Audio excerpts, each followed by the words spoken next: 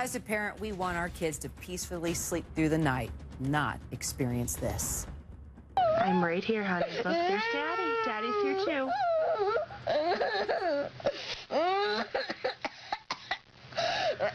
It's all right. It's okay. That's what you call night terrors, and it's terrifying for a parent and the child. But it's not just night terrors. Millions of kids experience all kinds of sleep disorders every day.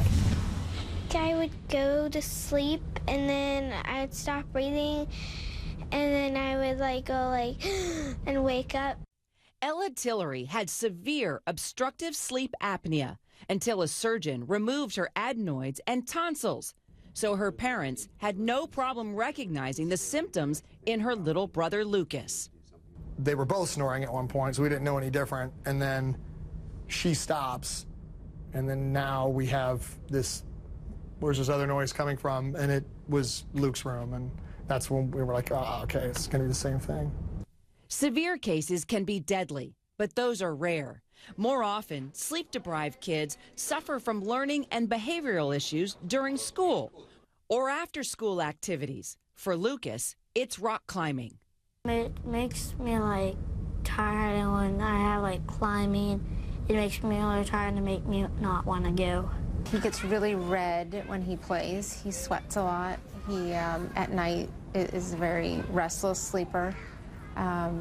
He does fine in school. He gets good grades. He does get tired in the afternoons. We kind of always thought it was, oh, he plays hard, he's a boy.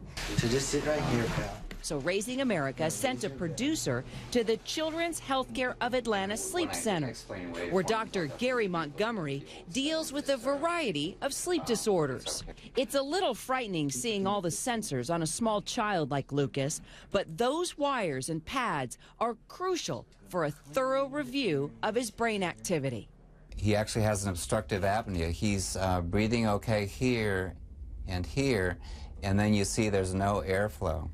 He's not moving any air through his nose or his mouth. So he's moving his chest and abdomen back and forth, but he can't get any air in. So his upper airway is obstructed.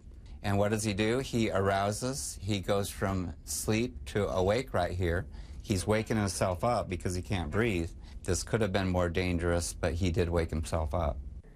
But Lucas doesn't always wake up, sometimes startling his parents. Just the other night, I thought he was actually awake, and then he wasn't. He was standing in the shower, sound asleep, just standing there with soap in his hair. Mama, mama, run, run, run. So what did the sleep lab results find? Lucas should get his tonsils and adenoids removed soon, and he will. And the Tillerys are hoping that Lucas has the same successful outcome that his sister did. Now it's easy to go to sleep, and I don't wake up and have to breathe. Oh, Dr. Montgomery's joining us now. So actually show me Lucas's problem and what helps. So I'm going to pick the head up here. Okay, that's all right. We want to know. Yes. Right. So it's the obstructive sleep apnea is most often from the adenoids and tonsils.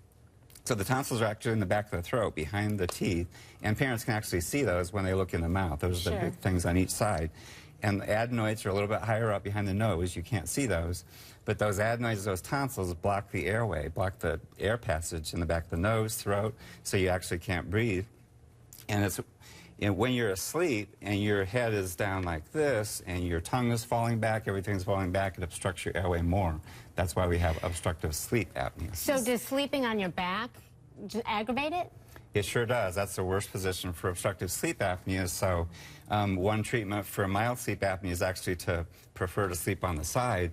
And you can sew a tennis ball in the back of your child's pajamas, and then when they roll on their back, it's uncomfortable, they roll back on their side. So that's smart. For mild, what about the CPAP mild machine? Obstructive sleep apnea, that works. Because my dad has this for snoring and has changed his life. But tell us how it helps kids as well. CPAP. And how for CPAP folks. can help a lot, and it's made a big difference. So if the adenoids and tonsils are not the problem, often for obesity, things like that, then CPAP is the way to go.